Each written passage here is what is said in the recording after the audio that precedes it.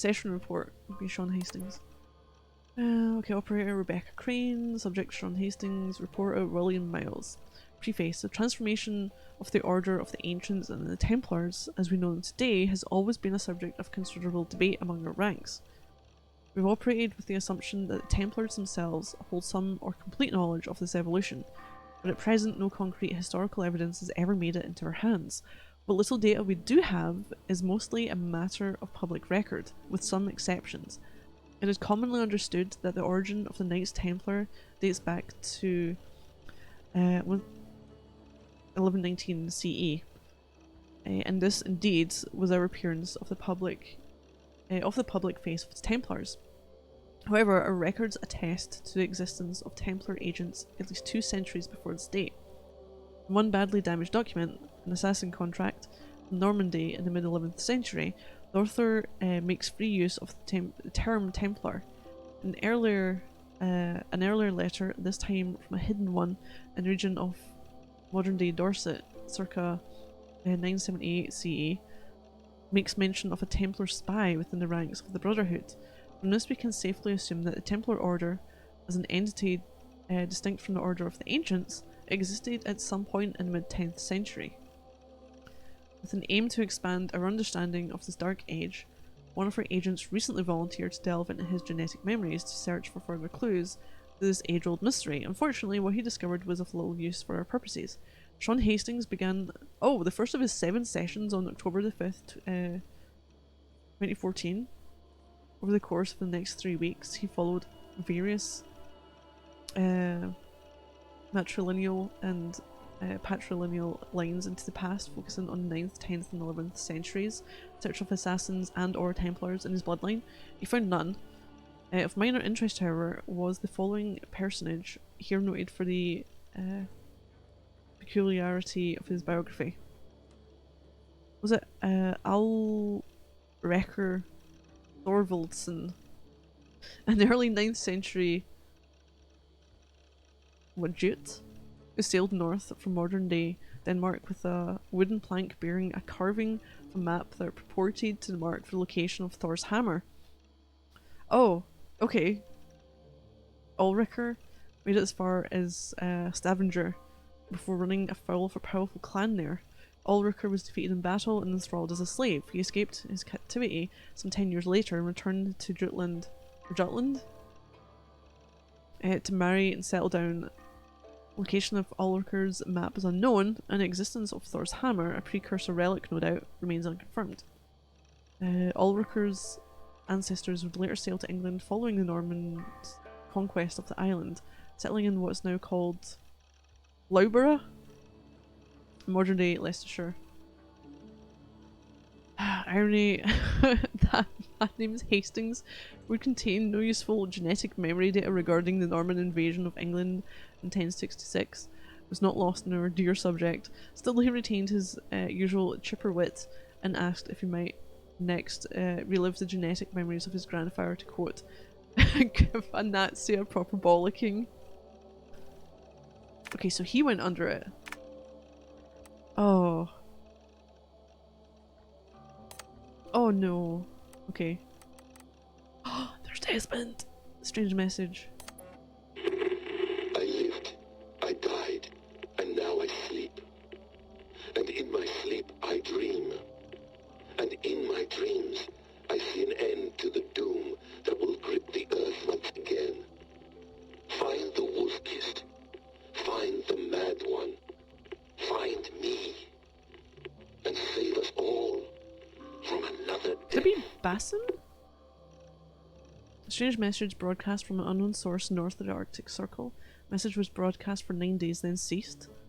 Spectrum analysis of the message revealed coordinates to a Norse gravesite in New England, USA.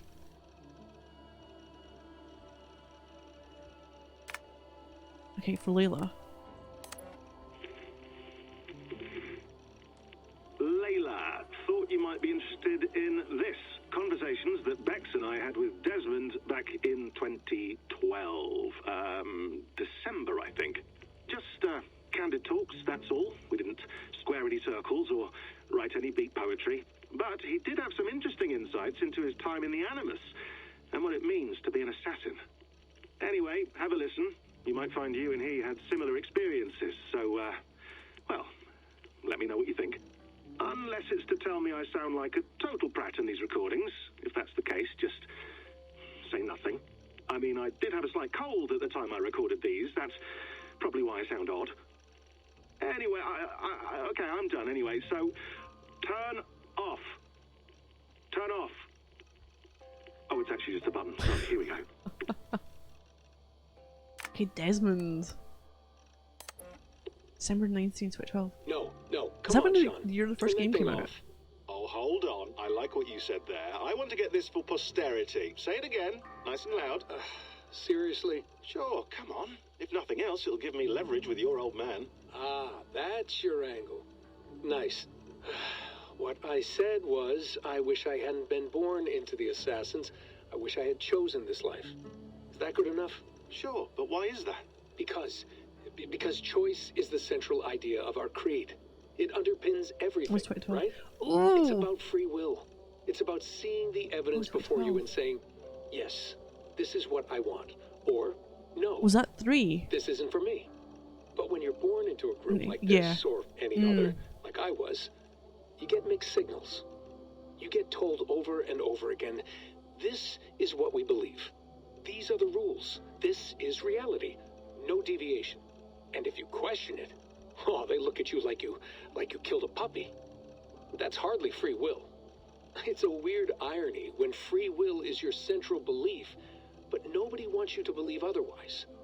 I don't know how to say it exactly, but I always thought there was something self-destructive about our creed. If free will is the most important moral guidepost we have, we should be free to ignore it. To choose submission, for example. You know what I mean? Like, we should be free to side with the Templars. If it's really my choice, I could do that. Right. It's almost self-refuting.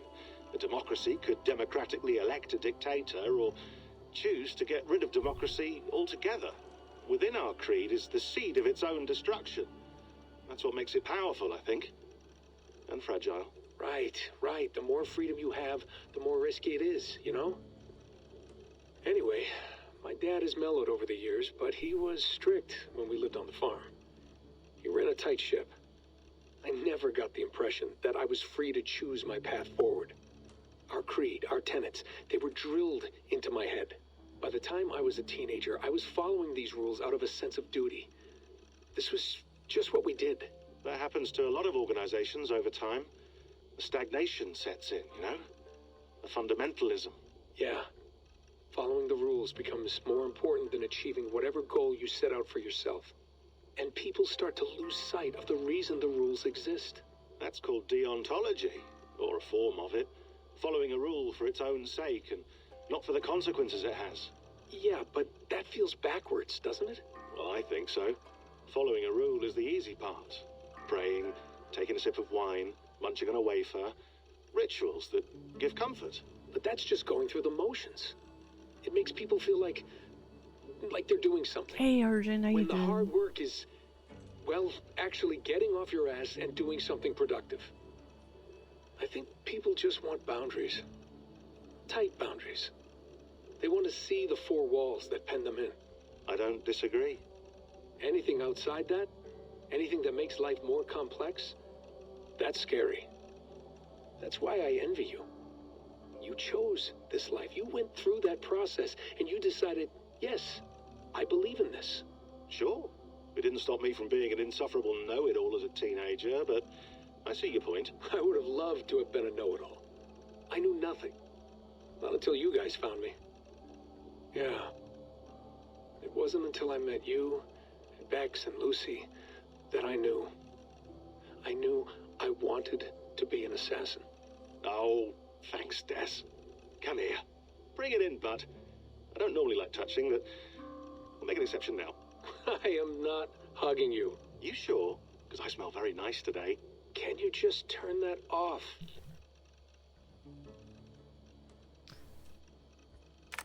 God, did you know at that point he would have to like sacrifice himself? You okay? Thanks. Oh shit! You had to quit your job today. Oh, that's not good. Hopefully he's for better opportunities, not something that forced you out. Myself, I'm doing good. I'm suddenly like, it's gonna sound really strange. New PC sort of thing's a bit like different in terms of my setup, but I'm not worrying about something going wrong at the moment, so I can actually enjoy the game a bit more. I think that was what was kind of annoying me for like the first couple of streams of Assassin's Creed. Right, Desmond 2. Hold on, I'll just set this here. Do you guys record everything we talk about? Not everything, but you've been using the Animus so much, I Don't thought jinx this was a yourself. good chance to learn some things about prolonged exposure. So I'm your guinea pig. No, my guinea pigs are all dead. The Animus was too much for them to handle. Cute. Can I ask Wait, you about what's- the bleeding effect? Any recent flashes? Any memories resurfacing? Yeah, the usual things. Ghost images of Altair and Ezio a few times a day. Nothing intrusive, just brief moments. They pass quickly, almost without me noticing. Like a figure in the corner of my eye. Or remembering a dream from the night before. I did have one extended hallucination a few days ago. It was Ezio. He was older, around the time he left Cappadocia. He was standing on the deck of a ship, alone. And through him, I could feel an intense regret or guilt. And it felt to me like he'd had a loss of faith in himself, in the creed, like he couldn't keep it up, couldn't stay true to his ideals. And as I watched him, I thought, is this the moment he decided he was done being an assassin? It felt like it. Anyway, most of my visions have been brief, lasting just a few seconds. They're like complete I would love- memories of small moments that appear suddenly out of nowhere, fully formed. It's a strange And I'll say feeling. it after this is over. Okay, anything else? I'm starting to see Connor now, too. Though I hear his voice more often than I see him. I'm sure that will change. Oh, yeah, and yesterday, just before bed, I had a memory of being on a beach in the Caribbean with a bunch of sailors. Or maybe they were pirates. I don't know. No idea. Huh, we'll look into that. Oh, And how do you feel in was he general? starting to get In memories from Well, I feel older, for one. Much older. Black And Flag? it's strangely comforting. I'm collecting the memories and skills and thoughts of so many people. I feel like I've lived a few hundred years or more. Is it possible that if I do this for too long, it'll push my own memories aside? That I'll be everyone but myself after a while? It's possible. That's called identity substitution. It's happened before, but it's rare. And someone with your background shouldn't need to worry. My background? You mean someone with my genes? My abilities? You have Isu DNA, and that lets you see things Was and do Desmond one of things the and precursor withstand traumas that other people can't. Sage And I can people? suffer in ways that others can't. That's not something to be proud of. You mean the apple? Yeah, it has a pull, Bex. It tugs at my brain. It talks to me, teases me, drives me mad. And what I did to Lucy, God damn it. Nothing is worth I the forgot damage I that. did. The pain I caused. I know. But you're special. That's the point. I'm not special, Bex. I'm lucky. That's all. I understand. We're assassins.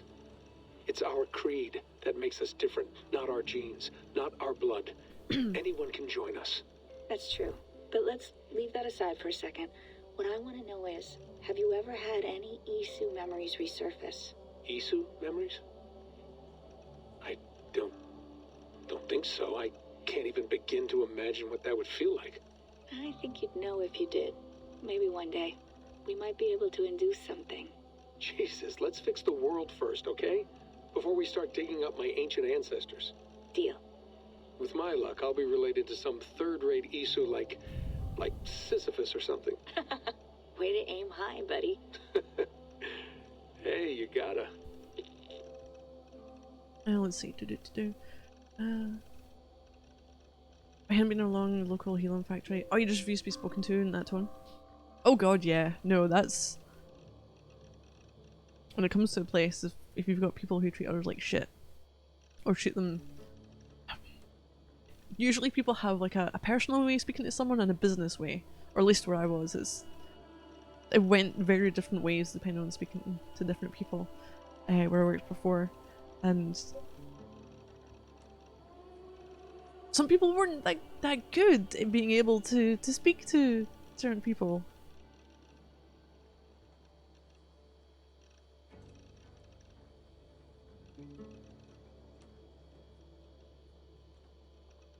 Oh wait, oh, you hope it was? Oh god. Oh my god, no! Oh jeez.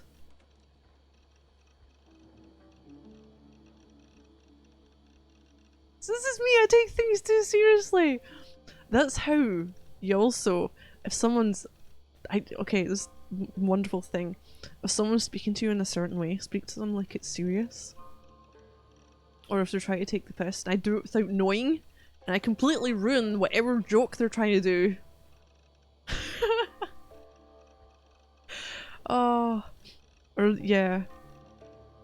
It completely changes the tone if you then take it a different direction.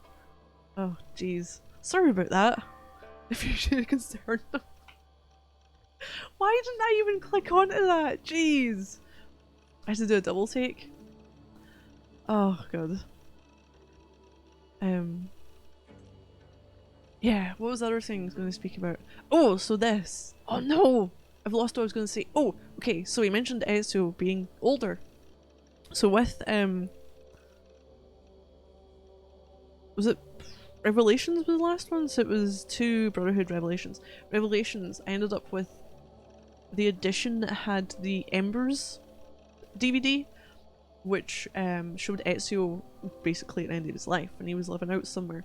He got visited by, I want to say either an assassin or a wannabe assassin. I'm sure it was from China, and that's where people thought it was potentially going to be like a Chinese. I think it was China. I could be wrong with where they were from, but I at some point really wanted to have the crossover because you could see her journey but also get Ezio back. Just for this little cameo appearance. I would be so good. You'll see yourself out. Oh, don't worry about it. No, I think I'm in a whole... Because I'm focused on this, I'm just taking what I'm seeing at like face value just now. Yeah, I know we talked about it too. Oh, this is made up for the past 2 games. But honestly, Cassandra in a tux. That was something special right there. Right, messengers.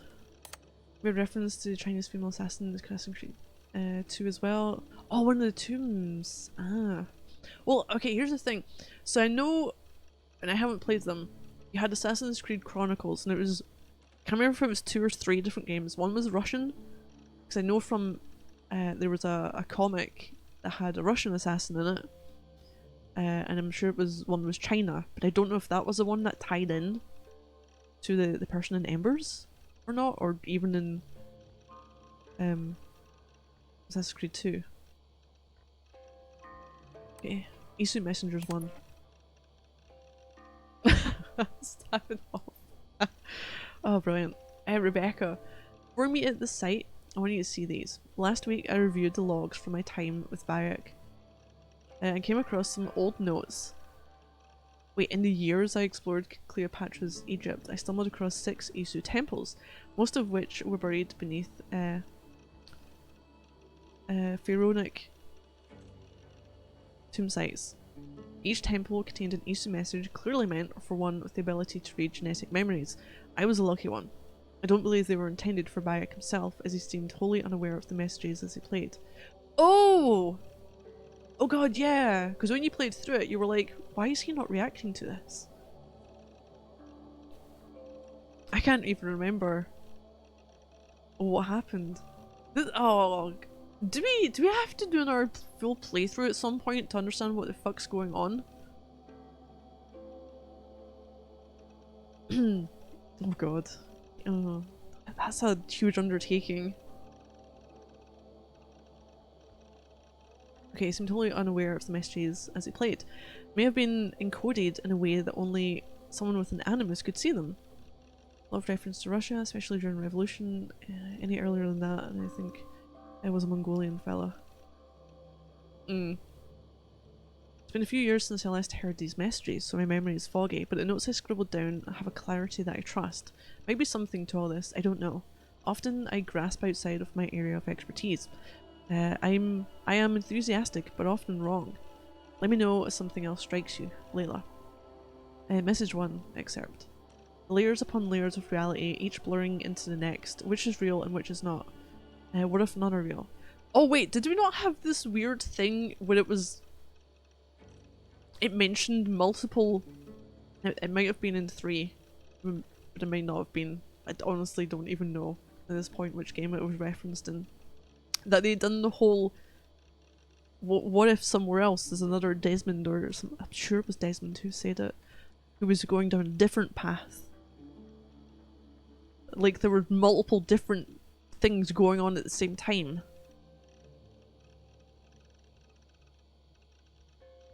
Because I remember being like, what the fuck, you're just introducing layers of shit going on. We just want the one timeline. I don't need... I already am not sure what's going on in the one timeline. I don't need 20 others to complicate things. Okay, okay, which is real, which is not? What if none are real? What if everything you know is false? We ran thousands of simulations searching for the right version, searching for Desmond. Each one of them felt real. There's no way of truly knowing, is there? Not for sure. Anything can be simulated, and finding the answer could mean erasure. Teasing the assassin maxim, nothing is true. Must be careful not to confuse truths with fact, however. A language game you will always lose. Though we may stumble in our attempts to interpret it, the world, the universe, reality, what have you, it is always out there. I believe that, simulated or no. We could imagine a dozen nested simulations, and each one, on the level of itself, would constitute a full reality.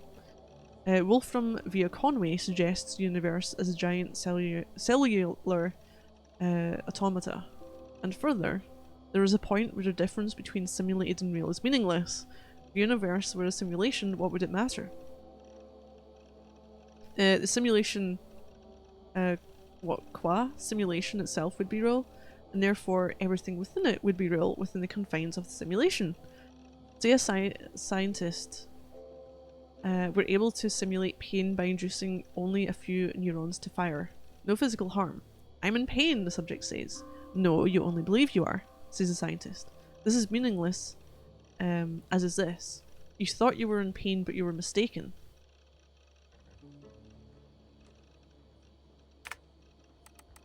Like a massive multiplayer lobby of assassins and Templars milling about in Animus. Okay, message 2, excerpt. No surprise, you were designed to have boundaries after all. And one cannot speak of that which one cannot conceive. The codes, equations that define life. They are nestled deep within every star, and every mote of dust. Every second that passes is a word, a symbol. All part of an intricate yet simple language, existing within the framework of time itself. It is the one rule which applies to us all, immutable, inescapable. We know this. Humans were the instruments of the earlier species, the Isu. Resist the temptation to say superior, different. They were better suited to some tasks, ill suited to others, possessed of a mind that we cannot know. But that does not get us anywhere. What is it like to be an Isu? What is it like to be a bat? The implication that a Isu could read time is interesting. But if humans could read time, would it necessarily be in the same manner and for the same purpose? Whether constructed or evolved, or a little of both as we are, we cannot be said to have been built to achieve the same ends. A round disc, on its edge is a wheel, or on its side a plate. How we use something can often determine its value and its perceived purpose. What is it like to be Batman? Okay, 3. Message 3. Break the code. Break the node. These walls tell of a tragic story, a story we transcribed on our structures, on our artifacts, a story we could not alter, a mystery defying us in plain sight. We tried.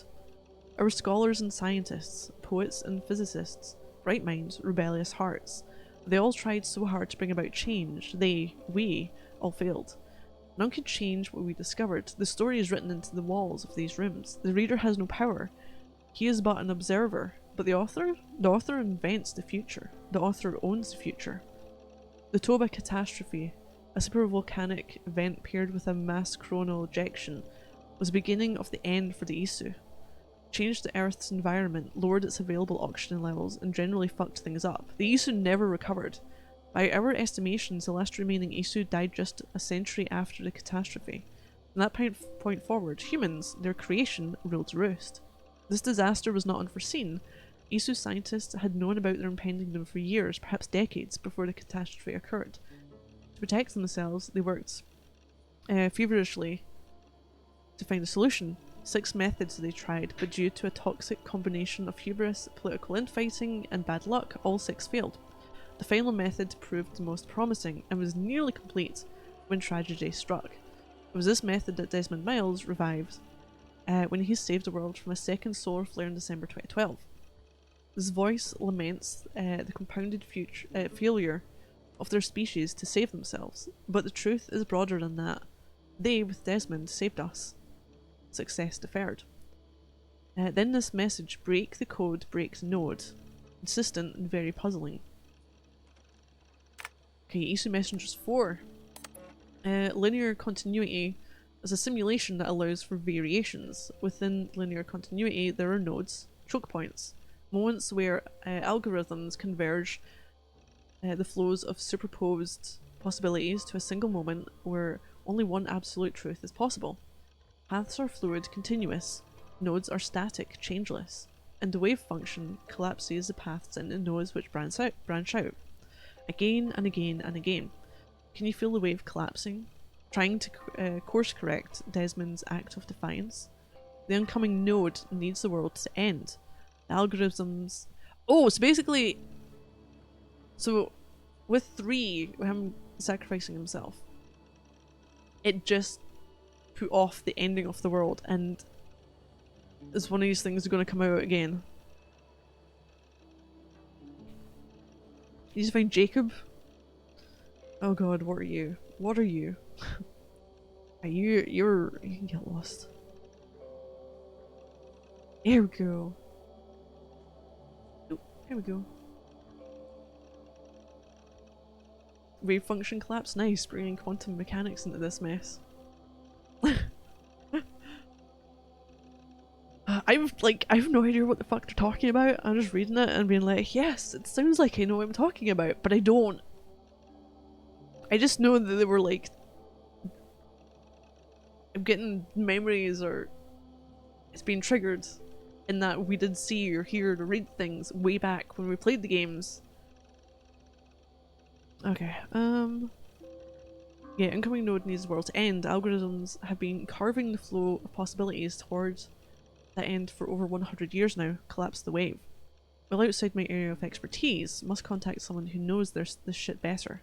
But what it seems to be saying, the structure of space-time in the universe is built in such a way that certain events or clusters of events are compelled to occur.